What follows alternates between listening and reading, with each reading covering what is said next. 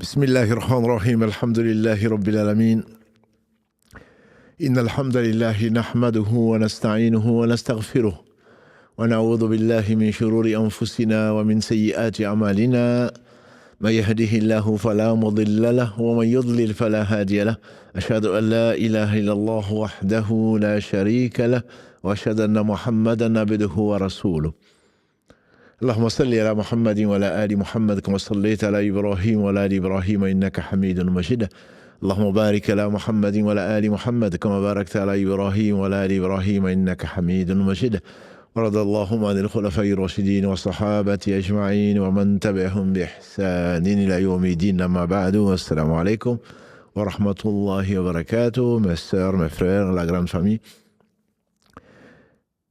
Allah est loué. Il est le seul digne de louange, le premier qui n'a pas de début, le dernier qui n'a pas de fin. L'apparent, le dominant sur toute chose, le subtil, le bien informé, l'omnipotent, l'omniscient, le miséricordieux par essence et par excellence, le très grand pardonneur, le pourvoyeur. Nous le louons, nous revenons vers lui repentant, nous demandons protection contre les conséquences de nos péchés, et lui seul en sait le nombre et les tendances de l'âme, et la mort dans le mal, hormis celle à qui Allah fait miséricorde. Celui qui Allah guide, nul ne saurait l'égarer. Et il a envoyé les messagers alayhim salatu salam pour apporter la guidée. Celui qui est privé de sa guidée, nul ne saurait lui trouver le droit chemin. J'atteste donc qu'il est le seul, digne d'adoration. J'atteste de la véracité, de l'exemplarité de la prophétie de Mohammed ibn Abdillah. Qu'Allah bénisse ce prophète, sa famille, ses compagnons, tous ceux qui les auront suivis dans le droit chemin nous fassent l'honneur d'en faire partie. C'est celui qui Allah a envoyé, choisi comme miséricorde pour les univers. Qu'Allah bénisse donc ce prophète et tous les gens qui suivront son chemin nous fassent l'honneur donc d'en faire partie. Bienvenue dans ce live donc de la médecine du cœur. Allah subhanahu wa ta'ala qui a tout créé n'a pas fait descendre une maladie sans avoir fait descendre son remède. C'est la raison pour laquelle nous vous parlons dans ce live du mercredi de ce qu'Allah subhanahu wa ta'ala a inspiré un nombre de savants à partir du livre et de la sunna pour guérir les maladies du cœur, qui sont encore pires que les maladies du corps. Ces maladies du cœur, Allah a mis dans son livre une bénédiction que l'on trouve nulle part. Ces maladies du cœur, ce ne sont pas des choses que les cardiologues peuvent soigner.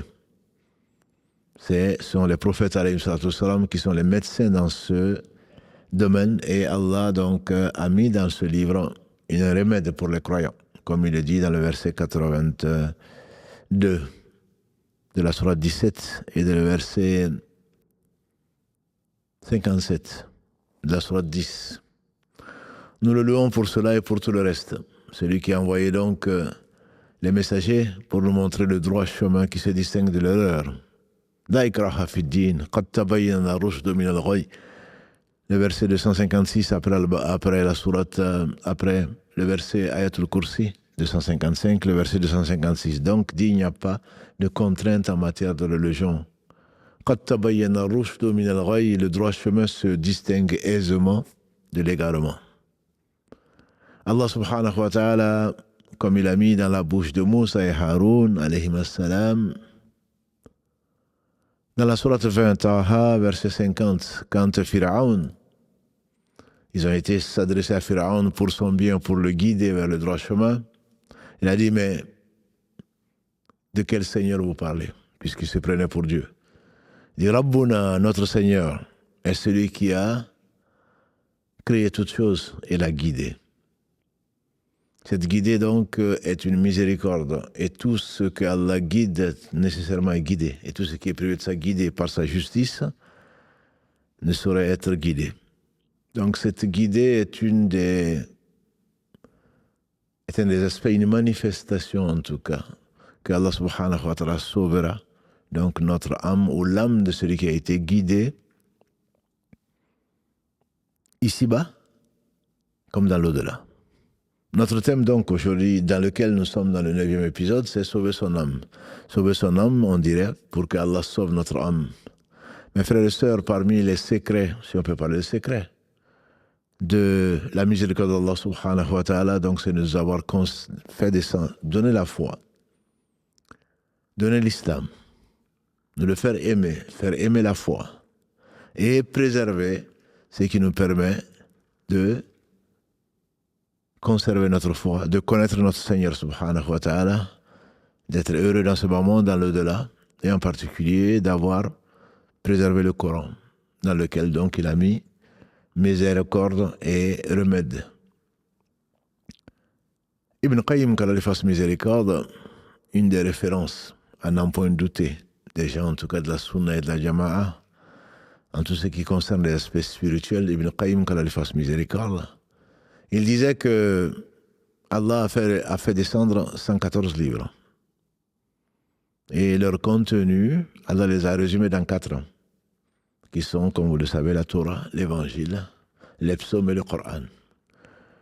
Le contenu des 3 premiers, c'est-à-dire la Torah, l'Évangile et les psaumes, Allah les a résumés dans le Coran.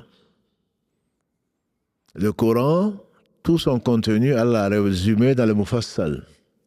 Le Mufassal, c'est la dernière partie du Coran, c'est des sourates courtes, si on peut l'appeler ainsi.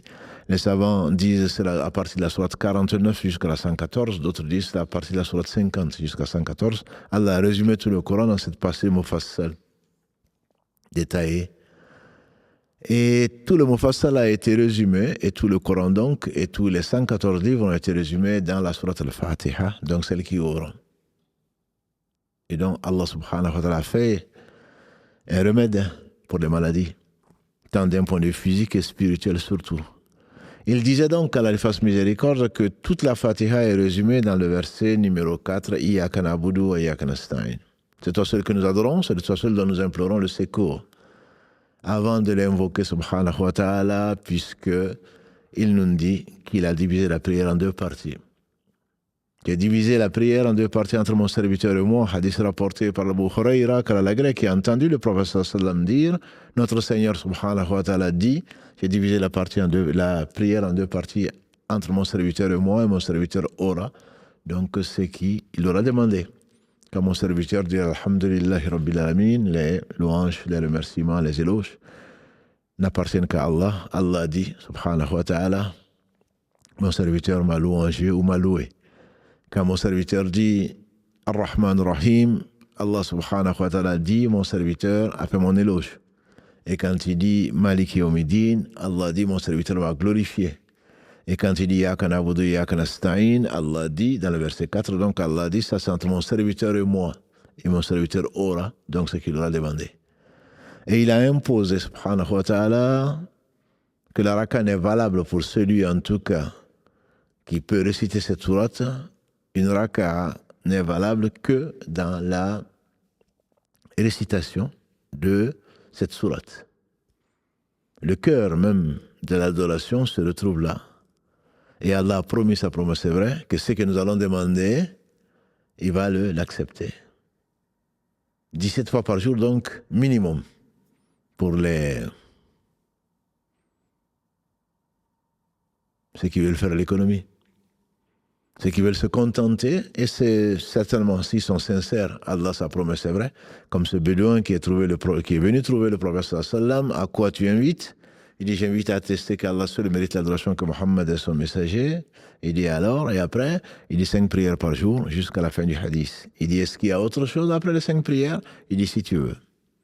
Donc celui qui assure, celui qui fait ses 17 rak'ahs dans la journée, s'il le fait avec science, avec connaissance, avec amour, avec volonté, avec sincérité, s'il est présent dans cette prière, certainement, il sera sauvé. Le prophète alayhi salatu wassalam ne nous a-t-il pas enseigné, dans ces hadiths authentiques, que la première chose sur laquelle l'homme sera interrogé sera la prière. Allah va dire aux anges, bien qu'ils sachent tout avant d'avoir créé les anges, avant d'avoir même créé, regardez le livre de la prière de mon serviteur. S'il est complet, j'accepte tout. Et pour cause, Allah dit dans le verset 45 de la sourate 29, Al-Ankabut, l'araignée, Inna salata tanha anil fahsha'i wal munkar, la prière empêche des choses blâmables et des turpitudes. Si la prière de mon serviteur les prières, le livre de la prière de mon serviteur est complet, il s'est acquitté comme il se doit, après avec les ablutions, avec la présence physique, mais surtout de son cœur, autant que faire se peut, puisqu'il y a plusieurs catégories de gens qui prient, Allah il accepte et Allah n'a besoin de rien et accepter une prière n'est qu'une miséricorde de la part d'Allah subhanahu wa ta'ala, disent les savants. Parce qu'Allah n'a besoin de rien, justement. Allah n'a besoin de rien, s'il accepte, c'est que c'est une miséricorde. C'est que si tu pries, c'est grâce à Allah subhanahu wa ta'ala. Combien de gens ne prient pas? Si tu pries, Allah, il t'a créé, il t'a donné la foi, il t'a fait venir devant lui et il t'a écouté, il t'a permis de te concentrer et d'en tirer au moins le pardon de tes péchés véniels 5 fois par jour. C'est une faveur d'Allah sur toi et pas l'inverse. Et si Allah accepte ta prière, dont tu n'as pas besoin, elle est incomplète ta prière. Tu as beau te concentrer, comme l'a dit le prophète sallallahu alayhi wa sallam, la prière, chacun d'entre vous aura de sa prière la moitié. Le tiers, le quart, jusqu'au 10e, ou comme il a dit alayhi salam. Mais par pure miséricorde, Allah récompense la bonne action, comme l'a dit le prophète sallallahu alayhi wa sallam, hadith rapporté par Ibn Abbas, qu'Allah l'a gré ainsi que son père. La bonne action, Allah a dit que la bonne action, il la récompense de 10 à 700 fois. Donc même quand tu pries, seul Allah subhanahu wa ta'ala récompense ta prière au moins 10 fois, en fonction bien entendu de ce qu'il sait subhanahu wa ta'ala. 10 fois, donc si tu as la moitié de la prière, ça te fait 5 prières. Fois 5, ça te fait 25 prières. Si tu n'as que la moitié. Si tu as le 10e, ça te fait au moins une prière complète. Qu'il est généreux, notre Seigneur, subhanahu wa ta'ala. Si tu le fais en groupe, Allah te le récompense de 25 à 27 fois, selon le hadith, soit de Abdallah ibn Omar, radiallahu anhuma, ou celui d'Abu Huraira, radiallahu ta'ala. Et quant à la femme qui prie chez elle, Allah seul sait, puisque c'est mieux que si elle prie à la mosquée. Et Allah est généreux. Mais cette prière n'est acceptée que si tu es présent. Grâce à Allah que tu sais que tu es devant le Seigneur du monde, devant un juge, devant un préfet, devant ton employeur, tu seras concentré. Mais devant Allah, très peu de gens, je ne parle même pas de ceux qui n'éteignent même pas leur téléphone dans nos mosquées, qui nous empêchent de nous concentrer. Déjà qu'on n'est pas très concentrés, ils sont là pour nous perturber, qu'Allah les réforme et leur pardonne. Si tu n'as qu'un 10e de ta prière, et encore, Allah est généreux. Il y a des gens qui viennent te voler. Le prophète sallam a dit, le voleur, c'est celui qui vole dans la prière. Le vrai voleur, c'est celui qui vole dans la prière. Alors, que dire de ces gens, de ces insouciants? 4 types, voire 5 types, disait Ibn Qayyim, de gens de la prière. Ceux qui viennent et qui ne font pas correctement. Et la prière a ses piliers et des conditions. Et ce n'est pas l'endroit pour en parler aujourd'hui. Celui qui ne les respecte pas, Allah n'accepte pas sa prière. Je ne parle même pas des conditions d'adoration qui sont l'islam, l'intention sincère et le fait de prier comme le prophète sallallahu alayhi wa sallam l'a indiqué. Sallu kama ra'aytumuni usalli, a dit le prophète sallallahu alayhi wa sallam. Priez comme vous m'avez vu prier. Donc celui qui le fait autrement, et la sunna a 6 conditions qu'on a vues vendredi dernier, qu'on a rappelé vendredi dernier, qu'on a vu surtout le vendredi d'avant. La façon en particulier de le faire. Et donc celui qui le fait autrement, certainement Allah ne l'accepte pas. قُلْ إِن كُنتُمْ تُحِبُّونَ اللَّهَ فَاتَّبِعُونِي يُحْبِبْكُمُ اللَّهُ وَيَغْفِرْ لَكُمْ ذُنُوبَكُمْ وَاللَّهُ غَفُورٌ رَحِيمٌ. Dis-leur, ya Muhammad, verset 31 de la sourate 3, dis à mes serviteurs, si vraiment vous aimez Allah, et pourquoi tu vas te présenter devant Allah pour prier si tu ne l'aimes pas? Si vraiment vous aimez Allah, suivez-moi. Allah vous aimera et vous pardonnera vos péchés. En effet, la prière, comme l'a dit le prophète sallallahu alayhi wa sallam, c'est l'exemple de celui qui prie, c'est comme celui devant la maison de qui passe un fleuve. Ça, c'est dans le village. Ceux qui n'avaient pas ou qui n'ont toujours pas de coin pour se laver. Quant à nous, nous avons des douches. Nous faisons des bains. Comme en tant que gaspillage, qu'Allah nous préserve des conséquences de nos péchés. Devant, tu as un fleuve qui passe devant chez toi. Tu n'as pas d'excuse pour ne pas te purifier, notamment ne pas te laver, ne serait-ce que vendredi. Il dit c'est comme celui qui se lave 5 fois par jour dans le fleuve qui passe devant chez lui. Est-ce qu'il va être sale? Ils ont dit non. Il dit c'est l'exemple de 5 prières. Chaque fois que l'on prie, chaque fois Allah nous pardonne nos péchés. Je dis bien quand on prie. Mais celui qui n'a pas fait correctement, notamment le tamanine, le fait d'être calme dans la prière, on voit les gens en train de faire la prière du coq. Certainement la prière n'est pas valide, et si elle n'est pas valide, bien sûr elle n'est pas acceptée. Quelle que soit ton intention, quelle que soit ta sincérité, quelles que soient tes prétentions, cette prière n'est pas valide, et si ce n'est pas valide, ce n'est pas accepté. Celui qui, ça c'est une catégorie. Il y a une autre catégorie qui fait ce qu'elle peut. Elle fait ce qu'elle peut, difficilement, il y a des idées qui passent au travers de la tête. Et on se laisse aller, on se laisse entraîner. Si tu ne fais pas d'efforts, alors tu n'auras de la prière que là où tu es concentré. Si tu fais des efforts, tu seras récompensé, Inch'Allah. Il y a d'autres dont la saveur qui goûte à la prière, la saveur de la prière.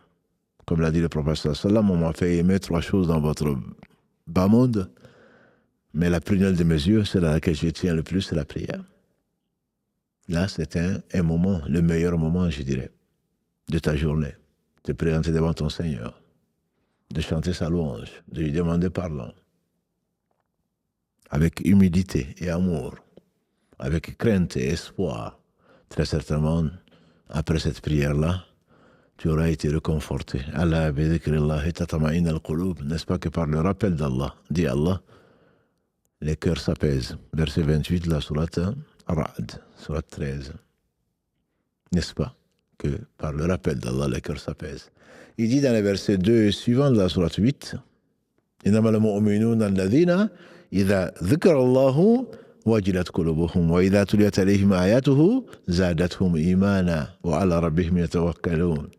Les croyants sont seulement ceux, les vrais croyants sont ceux qui, quand le nom d'Allah est mentionné, leur cœur se met à frémir. Et quand ces versets sont récités par l'imam ou par toi-même, leur foi augmente. Et après cela, certainement, ils mettent leur confiance en Allah subhanahu wa ta'ala, et c'est le summum de la foi qu'Allah nous l'accorde, la confiance en Allah subhanahu wa ta'ala, qui a des conditions, mais qu'on ne détaillera pas ce soir. Donc cette prière est l'acte qu'Allah aime le plus, subhanahu wa ta'ala, et lui qui se passe de tout. Alors dans cette prière, la partie qui t'appartient, ma sœur, c'est la deuxième partie. Allah a promis de répondre à ta demande, qui est l'invocation. Et l'invocation, c'est ça l'adoration, comme l'a dit le prophète alayhi salatu wassalam, ad-du'a wa al-ibada. Si tu veux connaître l'adoration, c'est bien, en réalité, l'invocation. Wa qala rabbukum ud'uni astajib lakum, dans le verset 60 de la sourate Al-Ghafir, la sourate 40, Allah dit, et votre Seigneur a dit, invoquez-moi et je vous répondrai. Et il continue, celui qui refuse par orgueil de m'invoquer ou de m'appeler, il sera humilié dans l'enfer. Donc Allah attend que tu l'appelles. Et Allah se fâche contre celui qui ne l'appelle pas. Et l'invocation est de 2 sortes, on en a déjà parlé, je vous renvoie à la série sur l'invocation. L'invocation, il y a 2 façons d'invoquer Allah. Il y a l'invocation de demande et l'invocation d'adoration. L'invocation d'adoration, c'est le dire, fait par exemple, dire Alhamdulillah. Tu loues Allah et tu es en train en réalité, de l'invoquer. Quand tu dis Alhamdulillah, les louanges appartiennent à Allah. C'est comme si tu disais à Allah, les louanges t'appartiennent, j'attends ma récompense. Quand tu dis Ar-Rahman Ar-Rahim, Maliki Yawmiddin, c'est ce qu'on appelle donc l'invocation sans le dire, comme les griots le feraient dans certains pays. Toi, dont le Père était célèbre, toi qui es si généreux, sans rien demander, bien sûr, tu auras tendance à sortir des billets, des nouveaux billets, et je vous mets en garde le fait d'échanger des nouveaux billets dans les mariages, autre chose, mes sœurs, contre les anciens billets, et payer pour cela, c'est du riba, comme on en a parlé en janvier dernier, à Bamako, au moment de nombreuses assises. Pour faire la belle, on est prêt à se montrer, à donner des billets CFA, à donner des billets qui sont neufs. Le fait de donner un billet de 5 000 pour avoir 4 500, les 500 c'est du riba. Il n'y a pas de discussion dessus. Malheureusement, par ignorance, beaucoup de gens le font. Et peu importe ce que ça peut être, tant que les gens sont satisfaits de toi. L'apparence, qu'Allah nous en préserve. L'apparence, l'ostentation. Allah ne l'accepte pas premièrement et c'est un grand péché. Et donc, je disais, cette prière, Allah aime que l'on invoque. Allah se fâche contre celui qui ne l'invoque pas. Parce que c'est de la suffisance, c'est de l'orgueil. Tu n'aurais pas besoin d'Allah. Tu ne veux pas t'humilier devant Allah, toi qui as été créé de ce que tu sais. Ton père Adam a été créé de ce que tu sais, du mélange d'argile, et toi tu as été créé de ce, quand, comme on le dit, qui oblige, hein, quand c'est sorti, de faire le grand bain, ou la grande douche, ou les grandes ablutions. Ce dont on a même honte. Et tu te prétends être celui que tu n'es pas. L'humilité doit gouverner ta conscience. Ça te présente dans ta vie, à tout moment, quand tu t'adresses à ton Seigneur subhanahu wa ta'ala, qui sait tout. Qui es-tu pour te prendre pour ce que tu n'es pas? C'est un honneur. C'est un honneur pour toi qu'Allah t'ait créé. S'il avait voulu, tu ne t'aurais même pas créé. Un temps n'est-il pas venu où l'homme n'était même pas mentionné, ou mentionnable. On a créé l'homme de ce que vous savez. Et donc, Allah subhanahu wa ta'ala, il est le seul qui peut prétendre, qui a droit à dire moi, je suis. Il dit l'orgueil et la fierté me sont propres. Le moi, parce qu'il est la vérité elle-même. Parce qu'Allah est la vérité même. Et donc Allah subhanahu wa ta'ala s'est dit de l'invoquer. C'est dit de l'invoquer. Et qu'est-ce que tu vas invoquer? Donne-moi une femme pieuse, donne-moi un travail, comme certains dans leur prosternation le font. Donne-moi à manger, donne-moi à boire, quand tu es affamé ou quand tu es assoiffé. Donne-moi un poste, donne-moi ceci, cela. Non. Le musulman 17 fois par jour demande à son Seigneur la guider. Ihdina sirata al-mustaqim. Les gens de science disent que c'est le plus grand besoin de l'homme. C'est le plus grand besoin. La guider. La guider vers quoi? Vers le droit chemin. Ihdina sirata al-mustaqim. Si tu es effectivement guidé, c'est pour cela que cet épisode 9, nous l'avons appelé implorer la guidée d'Allah subhanahu wa ta'ala, parce que c'est lui qui guide. Allah subhanahu wa ta'ala, sa guidée se manifeste de 4 façons, il y a 4 types de guidées, disent les savants. Il y en a même 10. Mais n'insistons pas. Les 4 types de guidées, c'est la première, Moussa l'a déjà dit, dans la sourate 20, verset 50. Quand il a été envoyé, donc, à Pharaon. Quand il dit c'est notre Seigneur avec son frère Haroun, alayhi salam, notre Seigneur est celui qui a tout créé et il a guidé. Donc c'est ainsi que tu verras la fourmi quitter sa fourmilière, traverser des chemins tortueux sur des kilomètres et ensuite revenir dans sa fourmilière. Tu verras l'abeille partir, voyager très loin, aller butiner les fleurs. Comment l'abeille a-t-elle su que ce sont des fleurs, qu'est-ce qu'il va en tirer? Et qu'Allah fasse de nous des gens qui ressemblent à l'abeille. Le prophète sallam les a comparés, le croyant, à l'abeille. Il ne fait pas de mal. L'abeille est légère, elle vient se poser sur la feuille, la fleur, elle ne prend que de l'utile, elle ne produit que de l'utile, on pense donc au miel, et elle n'égratigne même pas la branche. La ilaha illallah. Voilà un beau modèle. Et celui qui l'a dit, c'est Muhammad sallallahu alayhi wa sallam. Voilà un beau modèle. Que tu ne fasses du mal à personne. À toi-même, tu la feras certainement. C'est pour cela que le meilleur d'entre nous, après le prophète sallallahu alayhi wa sallam, c'était Abu Bakr. Quand il a demandé à celui qu'il aimait plus que son père et sa mère, ô toi pour qui j'ai sacrifié mon père et ma mère, disait-il, quand tu as demandé un conseil, une invocation qu'il ferait, il n'a pas demandé de l'argent. Tout ce qu'il avait, il a dépensé pour l'islam. Il n'a laissé chez lui, quand le prophète a demandé de dépenser, à Tabouk, en année 9, pour combattre des centaines de milliers de Byzantins à l'époque, de Romains, il est venu avec le peu qu'il avait. Et dès qu'il est devenu musulman, c'est le premier adulte à devenir musulman, après certainement Khadija, notre mère, qu'Allah l'agrée. C'est le premier homme à devenir musulman. Il n'a pas arrêté de dépenser tout ce que Allah lui a confié jusqu'au jour, pour la cause de l'islam, jusqu'au jour où Allah l'a rappelé. Donc ce jour, quand le prophète m'a dit dépenser pour la cause d'Allah, ça va être une expédition très difficile. Et il ne disait pas d'habitude où il allait, sauf cette fois-ci-là, pour que les gens se préparent. Si tu veux en savoir plus, revois les derniers épisodes de notre série sur le joyau de la prophétie, sur notre chaîne YouTube.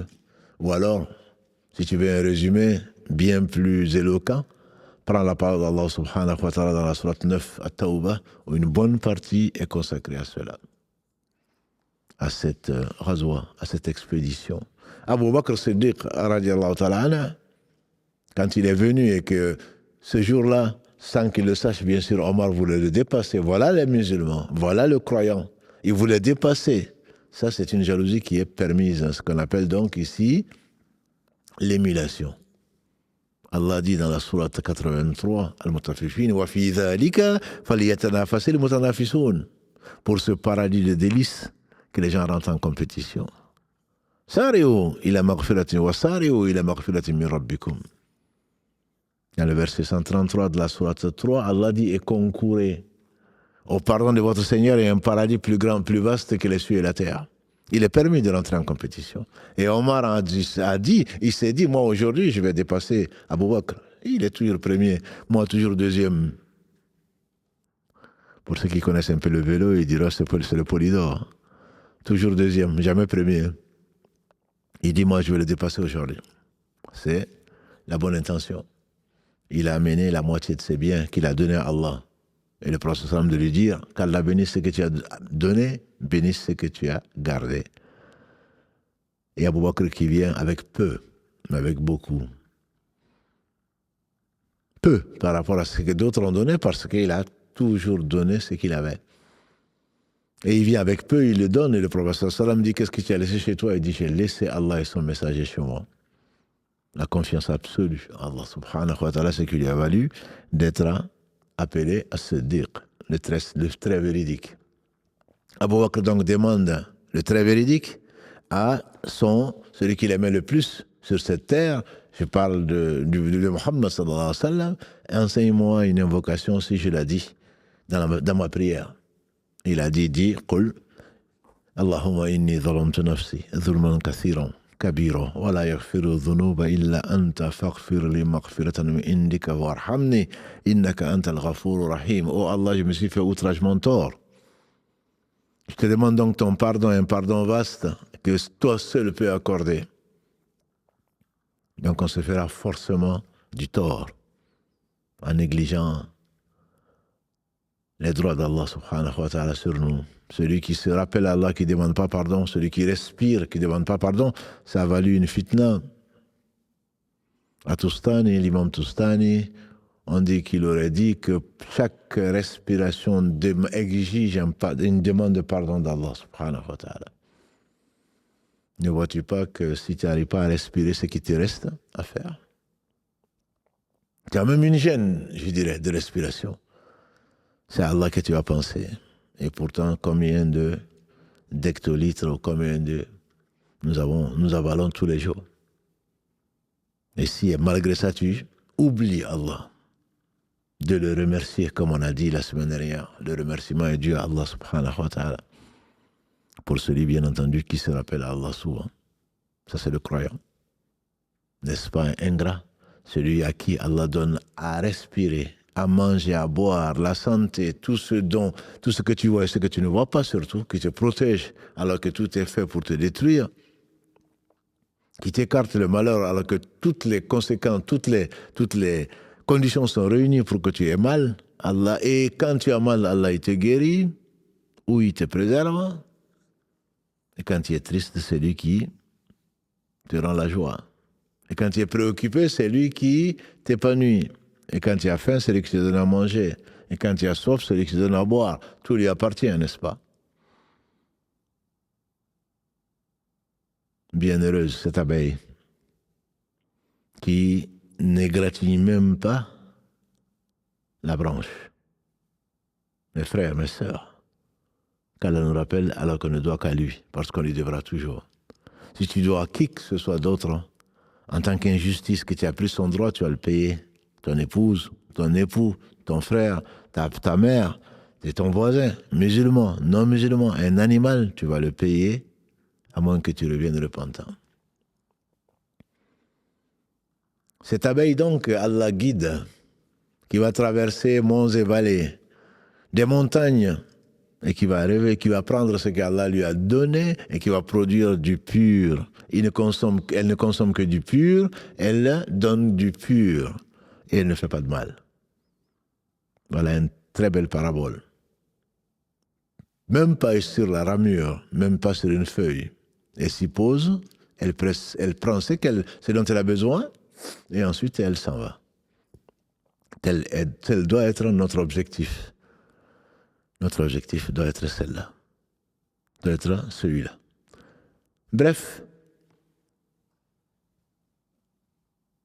je disais, si la prière est bonne, le reste est bon. Allah nous demande juste de l'invoquer. On disait que les savants disaient que c'est le plus grand besoin de l'homme, c'est la guidée. La première guidée, c'est celle-là. Elle concerne tout. Verset 50 de la sourate 20, elle concerne toutes choses. Quand l'enfant naît, quand l'animal bébé naît, où qu'il soit, quelle que soit la forme, Allah fait que cet animal va reconnaître sa mère, ne serait-ce que par le nez aveugle certainement, ne serait-ce que par l'odorat, va suivre sa mère, va éviter le poison, jusqu'à ce qu'Allah décrète de sa mort. Allah va pourvoir à tous ses besoins par une guidée. Allah a inspiré. Qui l'a inspiré? C'est Allah qui inspire. Et quand il n'inspire que le bien. C'est Satan qui inspire le mal. Et donc, cette guidée concerne tout le monde. Être vivant, djinn, toute chose est guidée par Allah subhanahu wa ta'ala vers ce pourquoi Allah les a créés. Ça, c'est la première catégorie de guidés, bien entendu. Nous en faisons partie. L'enfant, quand il sort, il ne sort pas le fœtus qui va devenir l'enfant. Quand il ne sort pas par les narines, ni par la bouche. L'enfant est guidé au travers de contractions. Pas vers le haut, mais vers le bas. Tout ceci fait partie de la guidée d'Allah subhanahu wa ta'ala. Une deuxième catégorie de guidés est la guidée qui concerne les hommes et les djinns. C'est l'argument d'Allah subhanahu wa ta'ala contre ses serviteurs. Allah dit dans le verset 57, أو تقول لو هدانا الله لكنت من المتقين. Dans la sourate 39, que l'homme dise, quand Allah invite dans le verset 53, قُلْ يَا عِبَادِيَ الَّذِينَ أَسْرَفُوا عَلَى أَنفُسِهِمْ لَا تَقْنَطُوا مِنْ رَحْمَةِ اللَّهِ, aux dealers, aux mes serviteurs qui sont fait outragement tort, ne désespérez pas de la miséricorde d'Allah. Allah pardonne tous les péchés. Et revenez vers Allah. وَأَنِيبُوا إِلَى رَبِّكُمْ وَأَسْلِمُوا لَهُ. Revenez vers Allah subhanahu wa ta'ala, le retour, la inaba, qui est une forme d'adoration dont on a parlé vendredi dernier, le retour avec humilité vers le Seigneur Tout-Puissant. Wa anibu ila rabbikum wa aslimu la, et soumettez-vous à lui avant que. Et ensuite, Allah dit donc dans le verset 57 que l'homme est avant, alors que l'homme ne dise si mon Seigneur m'avait guidé, j'aurais été parmi les pieux. Je saute le verset 58, le verset 59, Allah dit Bala qad ja'aka ayati fakadhabta biha. Wastakbarta wa kunta minal kafirin. Oh que non. Mes versets te sont parvenus. Tu les as traités de mensonges. Wastakbarta, tu t'es enflé d'orgueil. Et tu as fait partie des mécréants. Ça, ce sont les arguments d'Allah, disent les savants, contre son serviteur. Cette guidée, elle est entre autres dans les livres qu'Allah a révélés, notamment dans le Coran, verset 185 de la Sourate Al-Baqarah. Allah dit Shaharu Ramadan alladhi unzila fihi al-Qur'an. Shaharu Ramadan alladhi unzila fihi al-Qur'an hudan linnas wa bayyinatin min al-huda wal furqan.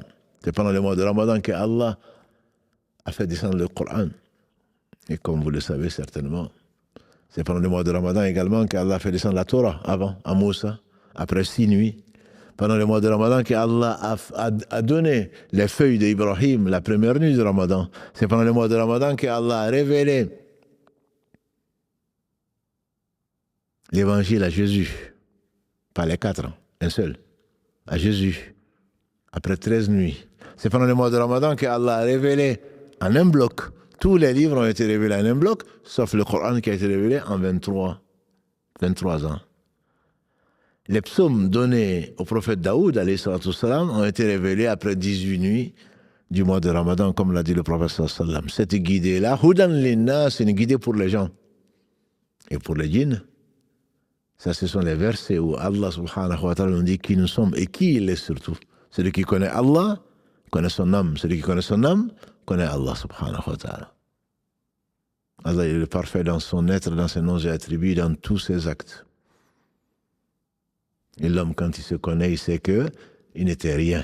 Et il est Allah a créé très certainement l'homme faible. Verset 28 de la sourate 4. Et l'homme a été créé vraiment faible. On ne peut rien pour nous-mêmes, encore moins pour quelqu'un d'autre. Et donc Allah subhanahu wa ta'ala te guide au travers de ces versets qui sont irremplaçables, au travers de sa parole incréée. Il te guide également dans la vie, au travers de ces nombreux signes dans les cieux, sur la terre et en toi-même. Il y a en nous-mêmes, tout est miracle, mon frère, tout est miracle, ma soeur, tout. Que tu souris, que tu pleures, que tu dormes, que tu aies faim. Tout est miracle. Parce qu'un jour viendra où tu ne pourras pas le faire. Et pourtant, qu'est-ce que tu as perdu? En poids, c'est non mesurable. Quand l'âme sort, tu ne peux plus rien. Et il te suffit d'être malade sans rien voir pour être incapable, soit de voir, soit de manger, soit de boire, soit de te déplacer. Subhanallah. N'est-ce pas un miracle? Même de parler, comme je suis en train de le faire. D'où ça vient? La capacité et la miséricorde d'Allah subhanahu wa ta'ala sur nous. Ce ne sont pas les yeux qui sont aveugles. Mais c'est le cœur qui est dans les poitrines, dit Allah dans le verset 46 de la sourate Al-Hajj, sourate 22. Ce ne sont pas les yeux qui sont aveugles. Et donc ces signes te rappellent qu'il y a un créateur parfait. Et regarde autour de toi, regarde en toi-même. Et alors, ça c'est l'argument d'Allah subhanahu wa ta'ala contre ces serviteurs, ces créatures, les hommes et les djinns en particulier, qui auront soit le paradis, soit l'enfer. Allah subhanahu wa ta'ala, quand il parle de ce signe-là en particulier, il parle de Adam alayhi salam et de ce qu'il a fait alayhi salam, et ensuite, quand il narre l'histoire de Adam avec Shaitan, qui est notre ennemi, Allah dit, soit dans la sourate 20, verset 123, ou dans la sourate 7, verset 35, Allah dit dans la sourate en particulier 7, verset 35, que si mes envoyés viennent avec des signes, celui qui les dément, ou celui qui les suit, il ne sera pas malheureux. Celui qui les suit, il ne sera pas malheureux. L'envoi des envoyés pris parmi vous, et ces envoyés sont des prophètes. Et plus que les prophètes sont des envoyés. Et ils sont venus avec les signes, c'est-à-dire soit le Coran, soit les 113 livres qui ont été envoyés, que Allah conservé. Les 124 000 envoyés sont venus avec la parole d'Allah subhanahu wa ta'ala. Par révélation en tout cas. Ils ont transmis. Nous l'attestons. Parce que c'est des messagers, parce que c'est les meilleurs d'entre nous.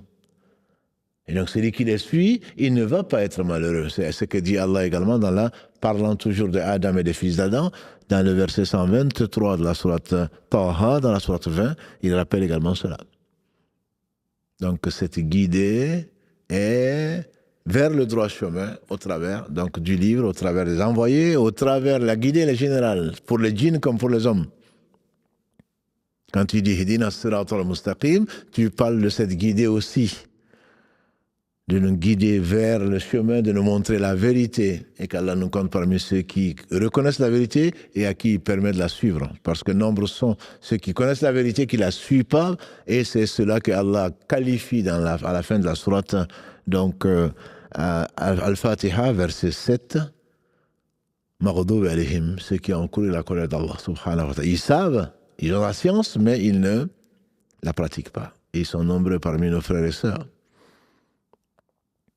qu'on appelle les musulmans non pratiquants, ou qui se font appeler. Soumis, mais désobéissants. Volontairement. Cette guidée, donc, est l'argument d'Allah sur ses créatures, disait Ibn Qayyim.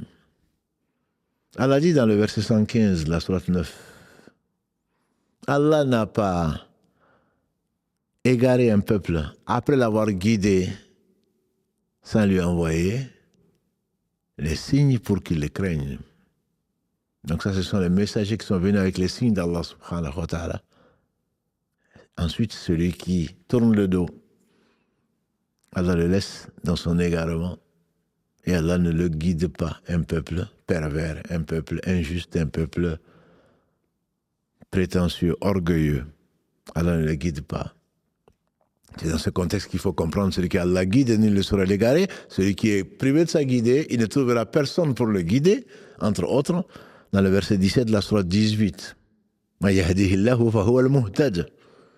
Wa ma yudlil falan tajida lahu waliyan murshida. Personne ne peut le guider. Mais Allah l'a déjà guidé. Il dit dans le verset 41, dans le verset 17 de la sourate 41, Fama Thamoud, quant au Thamoud, le peuple de Thamoud, après Nuh, après Ad, Allah les a guidés, ils ont préféré l'égarement à la guidée. C'est-à-dire qu'Allah guide tout le monde. Celui qui dit oui, mais si Allah avait voulu, il m'aurait guidé. Allah t'a guidé, ma soeur. Allah t'a guidé, mon frère, qu'est-ce que tu attends? Alors, pourquoi tu demandes la guidée? Parce qu'il y a d'autres types de guidés. Allah t'a guidé par les signes. Et en toi-même.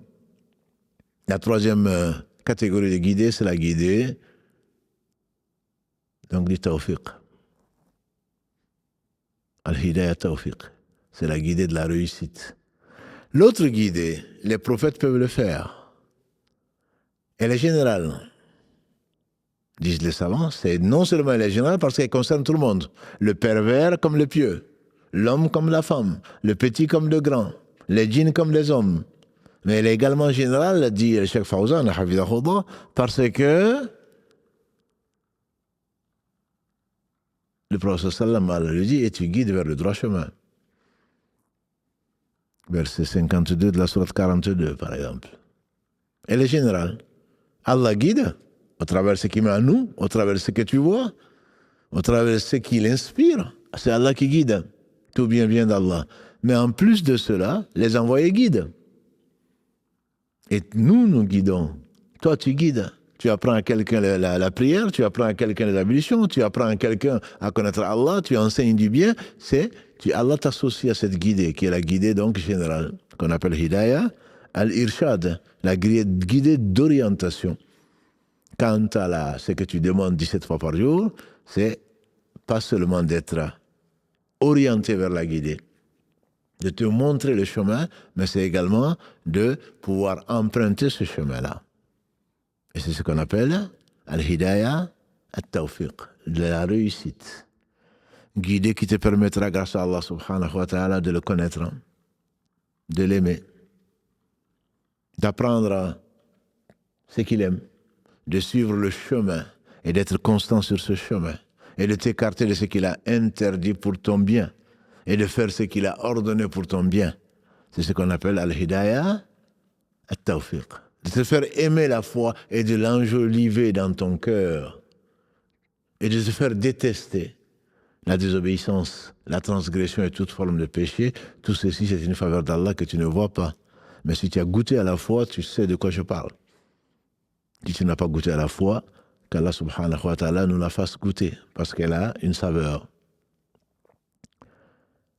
Ça, c'est la troisième catégorie. C'est ce que tu demandes à Allah subhanahu wa ta'ala après avoir été investi de la capacité d'être guidé vers la satisfaction de ses instincts. Il n'y aurait pas eu, on a dit, cet amour entre le mâle et la femelle, il n'y aurait pas de reproduction. Naturellement, sans qu'on y réfléchisse, on ne saurait jamais remercier Allah comme il se doit. Tu n'aurais pas eu faim, tu mourrais.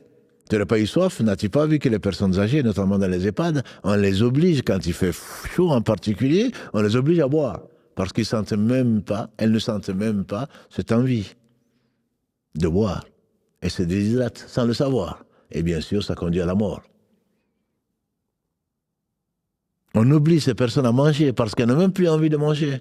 Tout ceci, une miséricorde d'Allah subhanahu wa ta'ala, de sentir cette faim, de sentir cette soif pour pouvoir te nourrir. Et si Allah avait voulu, on ne serait même pas comme ça. Les anges ni ne mangent, ni ne boivent, ni ne sont sexués, ni ne désobéissent à Allah subhanahu wa ta'ala.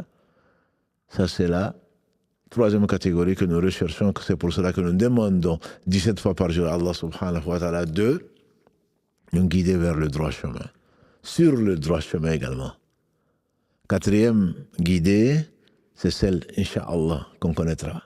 Verset 43 de la sourate 7.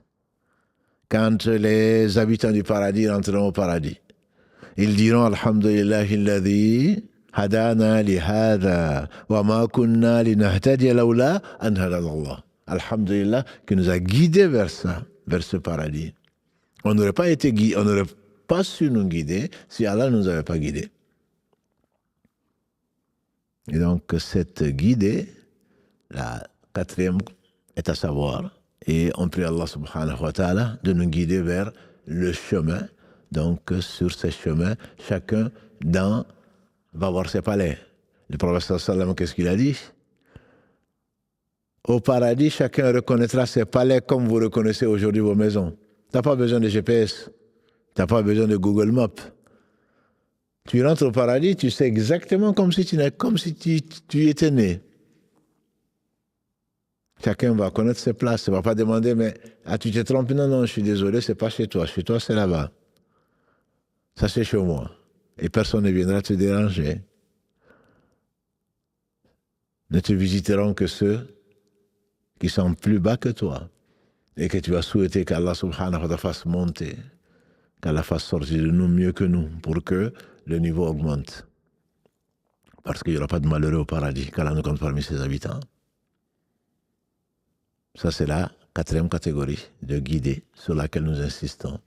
Mais cette guidée, c'est quoi? Le contenu, c'est quoi cette guidée? Cette guidée, c'est la vérité. C'est la connaissance de la vérité.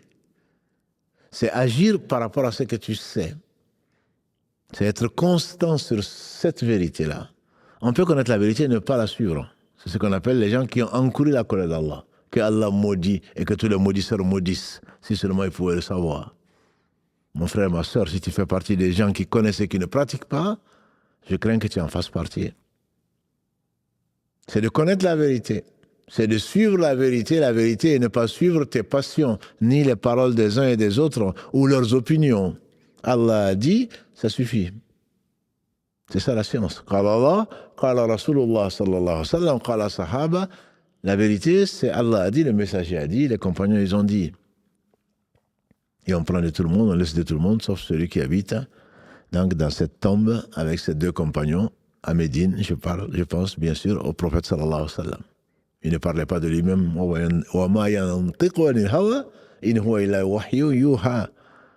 Versets 3 et 4, la sourate 53, Najm, l'étoile, il ne parlait pas de lui-même. Ce n'est qu'une révélation révélée.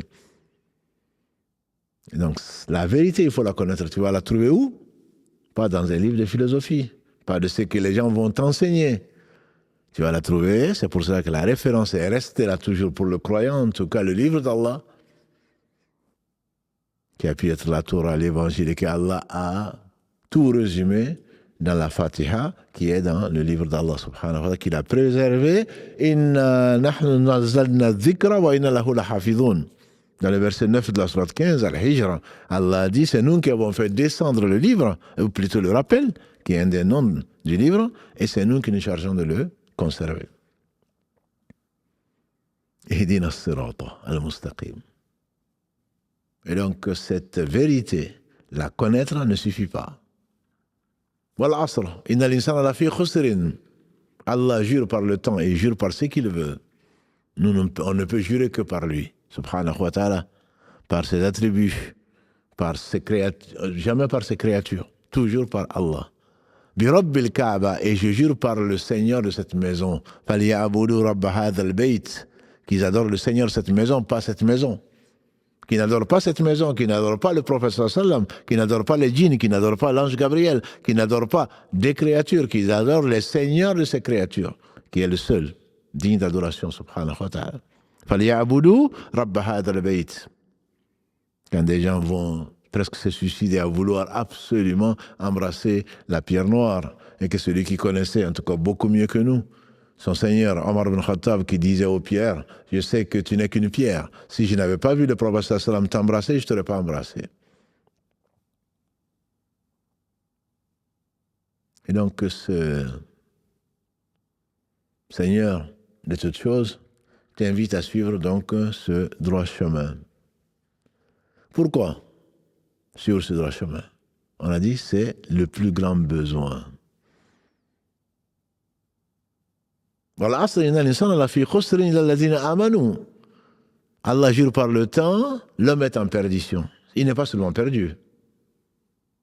Dans la vie, quand quelqu'un ne sait pas où il va, ou comme les sœurs l'écrivent parfois, je suis perdu, je ne sais pas où aller. Alors quand tu ne sais pas où aller, certainement tu es perdu.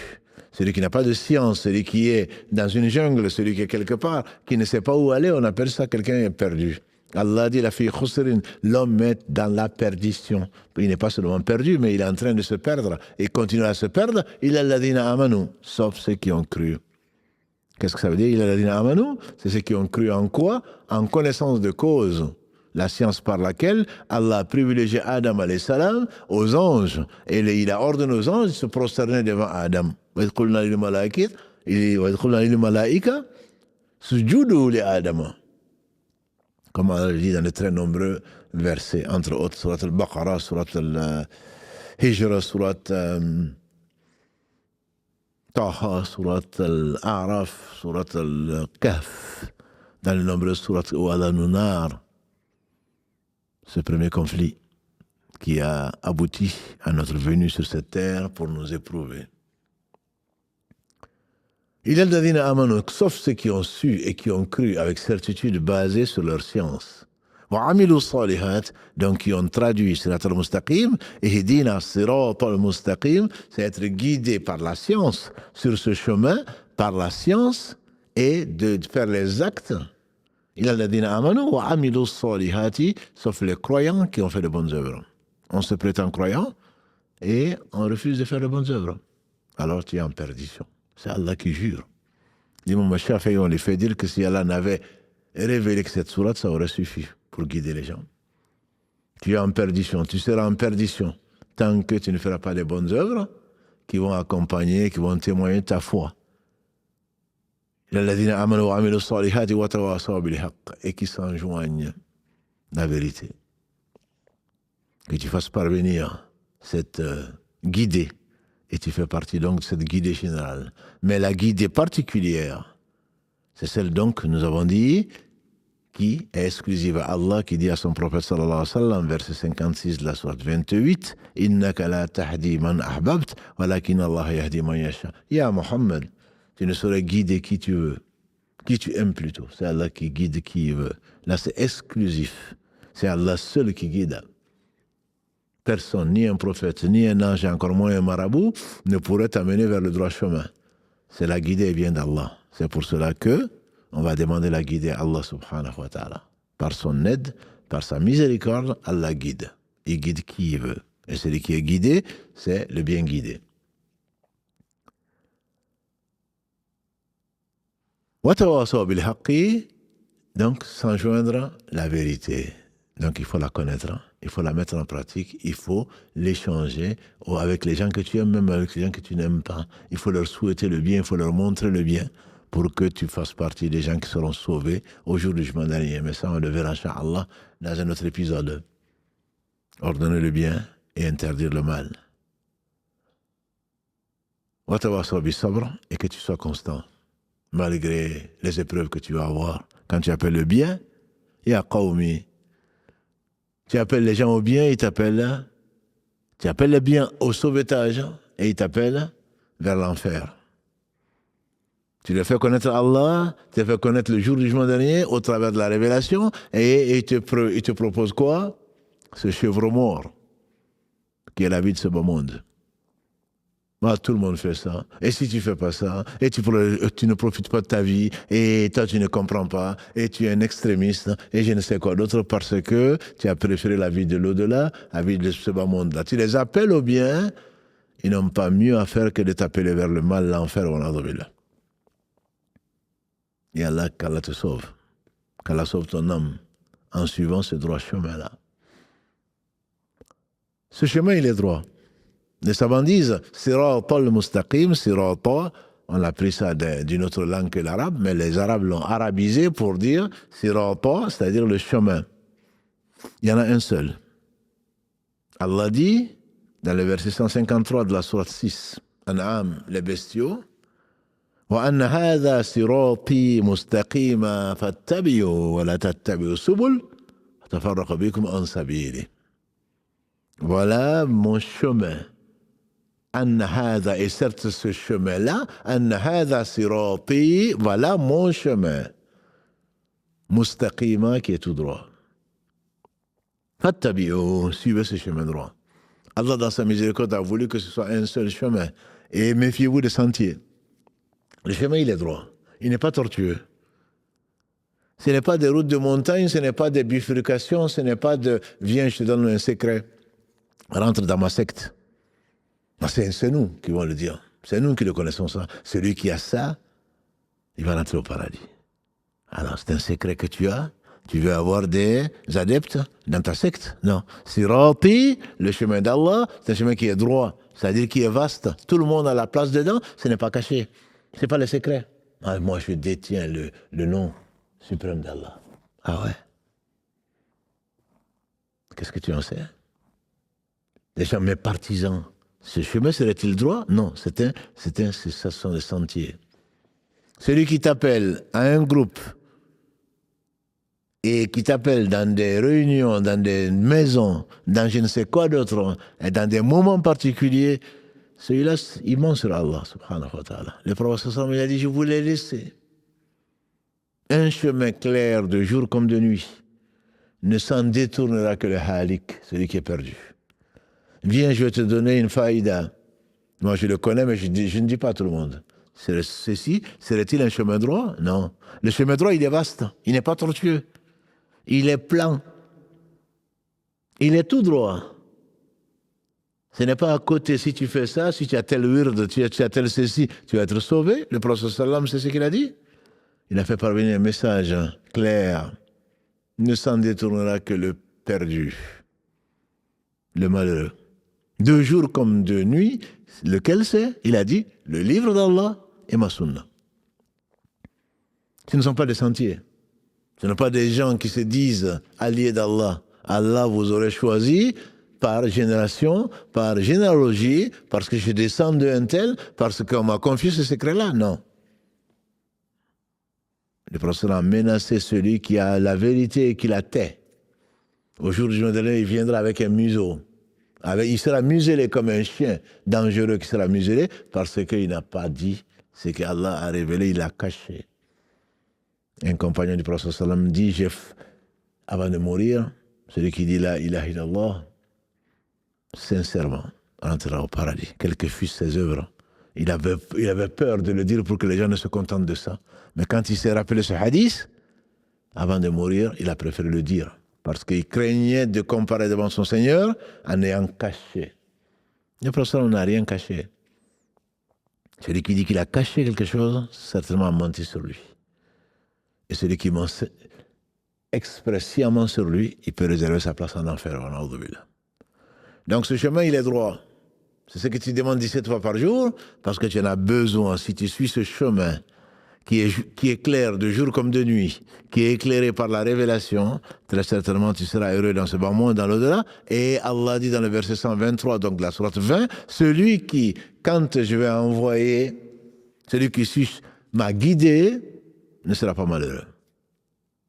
C'est quelqu'un qui sera donc sauvé. Quelqu'un qu'Allah va sauver. Mais cette guidée, tu ne pourras la suivre, le temps passe vite, que par l'aide d'Allah subhanahu wa ta'ala. C'est pour cela qu'Ibn Qayyim disait que tout le Coran était résumé dans la Fatiha et toute la Fatiha était résumée dans ce 4e verset. On a vu du 5 au 7 de la sourate Al-Fatiha, Ihdina as-sirata al-mustaqim. Lequel chemin? C'est le chemin des anciens. C'est le chemin des gens que Allah a agréé. Sirata alladhina an'amta alayhim. Ceux que tu as agréés, le chemin qu'a suivi ou qu'ont suivi les gens que tu as agréés. Qui sont-ils? Verset 69 de la sourate 4. وَمَنْ يُطِعِ اللَّهَ وَالرَّسُولَ فَأُولَٰئِكَ مَعَ الَّذِينَ أَنْعَمَ اللَّهُ عَلَيْهِم مِّنَ النَّبِيِّينَ وَالصِّدِّيقِينَ وَالشُّهَدَاءِ وَالصَّالِحِينَ فَحَسُنَ أُولَٰئِكَ رَفِيقًا. Celui qui obéit à Allah et au messager, les deux sont liés, pauvres coranistes. Celui qui obéit à Allah et au messager, voilà ce que Allah a agréé. C'est ce que tu demandes 17 fois par jour, au moins. Dans la Fatiha, en récitant la Fatiha dans tes 5 prières obligatoires. Voilà ce que Allah a agréé, qui sont les prophètes, il n'y en a plus. Les gens véridiques, il y en a très peu. Les martyrs, Allah choisit qui il veut. Et les gens de bien, c'est tout croyant. Et quelle belle compagnie, dit Allah. Ceux-là, ils seront sauvés. On a vu au début de cette série que les gens qui seront sauvés, ce sont ceux-là. Ceux-là qui n'auront ni crainte, ni tristesse, ce sont ceux-là. Qui ont dit leur Seigneur est Allah, ensuite ils ont suivi le droit chemin. Et donc ça, c'est pour cela qu'il faut demander, autant que faire se peut, d'être guidé. Mais pour être guidé, le meilleur des moyens, ce n'est pas de suivre un marabout. Le meilleur des moyens, ce n'est pas de suivre un cheikh. Le meilleur des moyens, c'est de demander l'aide d'Allah subhanahu wa ta'ala. Et il dit, Iyaka na'budu wa iyaka nasta'in. Ibn Qayyim disait que Iyaka na'budu, c'est le plus grand objectif. Puisqu'Allah dit, je n'ai créé les hommes et les djinns qu'afin qu'ils m'adorent. Verset 56 de la sourate 51. Iyaka na'budu, c'est l'objectif de la création des cieux et de la terre, de tout ce qui existe. Mais tu ne saurais le faire, et encore moins suivre le droit chemin, qui est le chemin d'Allah, comme on a vu tout à l'heure, verset 153 de la sourate 6. Tu ne saurais le suivre que grâce à Allah. Iyaka na'budu wa iyaka nasta'in. C'est-à-dire que tu t'humilies devant Allah. Tu ne peux le faire. Tu ne saurais même pas le vouloir si Allah ne le veut pas. Donc demande l'aide d'Allah. Le prophète alayhi salam conseille à un jeune, on dit, il venait d'être pubère, Abdallah ibn Abbas radiallahu anhu. Quand tu demandes, demande à Allah. Quand tu demandes de l'aide, demande à Allah. Hadith rapporté par Nasa'i, Tirmidhi et d'autres, que l'on trouve entre autres dans les 40 de Nawawi. Si tu demandes, demande à Allah. Demande l'aide à Allah. Tu ne peux pas, tu ne dois pas compter sur toi-même. Non, moi je ferai ça. Pourquoi tu ne le fais pas maintenant? Non, moi je vais commencer à prier. Pourquoi tu ne le fais pas maintenant? Tu ne demandes de l'aide, tu ne comptes pas sur toi. Celui qui compte sur toi, sur soi-même plutôt, c'est quelqu'un qui est dans l'égarement. Il ne se connaît pas. S'il connaissait son âme, s'il se connaissait, jamais il ne compterait sur lui-même. C'est cette fameuse phrase, la hawqala, qu'on a souvent dit, la hawla wa la quwwata illa billah. Celui qui compte sur sa puissance, c'est un orgueilleux. Il n'a pas de puissance. Celui qui compte sur sa force, c'est un orgueilleux. Et Ibn Qayyim disait que Iyaka na'budu wa iyaka nasta'in, c'est le remède à 2 maladies du cœur. Iyaka na'budu, c'est Allah seul, c'est toi seul que nous adorons. C'est le remède à quoi? À l'ostentation. Tu n'adores pas les gens. Tu n'adores même pas toi-même. Tu n'adores pas tes passions. Et c'est de toi dont je demande secours, c'est le tawhid, l'unicité dans la rububiyya, dans la seigneurie. C'est toi, j'ai besoin de ton aide. Moi, je ne suis rien sans toi. La hawla wa la quwwata illa billah, il n'y a pas d'état. Il n'y a pas de force si ce n'est pas Allah. Aucune goutte d'eau ne descend du ciel, ni ne tombe, ni ne sert à irriguer la terre pour que quoi que ce soit ne sorte. Ni toi regarder, ni entendre, ni encore moins comprendre, si ce n'est par Allah. La hawla wa la quwwata illa billah, c'est une des phrases qu'il faut répéter souvent. Comme Ibrahim, salam, quand le prophète sallam l'a rencontré au 7e ciel, a conseillé à passer le salam à cette communauté qui est la sienne, qui est la nôtre, la communauté de Mohammed sallam, il lui dit de passer donc le salam et à la fin du hadith de multiplier le la hawla wa la quwwata illa billah. Il y a des forces, il y a d'état et de forces que par Allah subhanahu wa ta'ala. Et donc c'est celui qui compte sur quelqu'un d'autre à associer à Allah dans ce domaine-là, celui qui compte sur lui-même, il s'est pris pour Dieu. Et surtout, il est ignorant. On ne doit compter que sur Allah. Bien sûr, on prend les moyens, on prend les causes pour arriver au sirat al-mustaqim, entre autres, en invoquant Allah. C'est la première des causes. Et quand tu vas invoquer Allah, où la meilleure partie de ton invocation, c'est dans la prière. Et Allah te l'a imposé 17 fois parce que tu en as besoin. Pourquoi 17 fois? Et on finira avec ça, Inch'Allah. Allah seul sait pourquoi 17 fois. Mais il y a des raisons. Si tu pourrais demander à Allah la guider une bonne fois pour toutes. Tu pourrais demander à Allah la guider pendant le Ramadan, une fois par an. Tu pourrais demander la guider avant de dormir, une fois par jour. Mais tu la demandes à tout moment, 5 moments précis. Pourquoi 5 fois? Pourquoi 17 fois plutôt? À 5 moments différents. Ibn Qayyim, quand il fasse miséricorde, il y a plusieurs raisons. Il y a plusieurs sagesses. Et Allah seul sait pourquoi.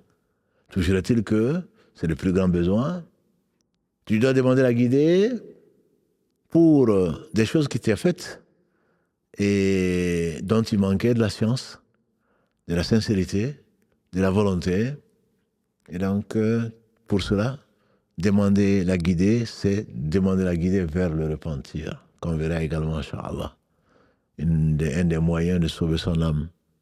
Quand il demande à Allah dans la prière en train de pleurer, Ihdina siratal mustaqim, guide-moi dans le chemin droit parce que ce que j'ai fait, c'était vraiment pas ça. C'était vraiment pas ça. Je n'avais pas de science, j'étais un ignorant. Et nous sommes tous ignorants, sauf celui que Allah a guidé, y compris Muhammad sallallahu alayhi wa sallam. Alam yajidaka yatiman fa'awa, wa wajadaka dalan fahada. Verset 7 de la sourate de la sourate 93, Ad-Duha. Est-ce que nous ne t'avons pas trouvé orphelin et on t'a mis à l'abri, et t'as trouvé égaré, on t'a montré le chemin et on t'a guidé. Nous sommes tous égarés. Ya ibadi, kullukum dalin. Kullukum dalan. Ila man hadayt. Ô mes serviteurs, dans le verset, dans le hadith rapporté par Abu Dhar, conseiller de l'authentique de l'imam Muslim, que les savants du Sham aiment tant. Ya ibadi ni haramtu dhulma ala nafsi wa ja'altuhu bainakum muharrama fala tadhalamu. Mes serviteurs, je me suis interdit l'injustice et je vous l'ai interdit entre vous. Ne vous faites pas injustice jusqu'à ce qu'ils disent donc vous êtes tous égarés, sauf celui que je guide. Oh Allah, je me suis fait du tort. J'ai fait des choses qu'il ne fallait pas faire. Et même si j'ai fait des choses qu'il fallait faire, je n'avais pas de science. Ma volonté n'était pas là. Je me suis menti à moi-même. Je me suis fait du tort à moi-même. Donc, tu demandes, tu répètes ça, et on verra que le prophète sallam demandait souvent pardon à Allah et revenait vers lui. Dans la même assemblée, on dit qu'on pouvait compter plus de 100 fois. Dans les versions de Bukhari et Muslim, plus de 70 fois par jour. Dans une autre version, de celle de Muslim, 100 fois par jour. Il disait également que tu as été guidé sur un aspect d'une chose et pas sur un autre. Tu demandes à Allah de compléter ta guidée.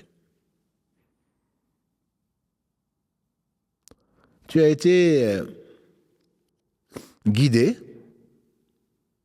aujourd'hui et tu demandes à Allah de te guider dans l'avenir. Guide-nous dans le droit chemin, puisque tu nous as créés, tu nous as aimés, tu nous as donné la foi, tu nous as permis de t'adorer. Alors on te demande de continuer à nous permettre de t'adorer jusqu'à la fin de notre vie. C'est une des raisons pour lesquelles tu continues à demander et ta vie est courte.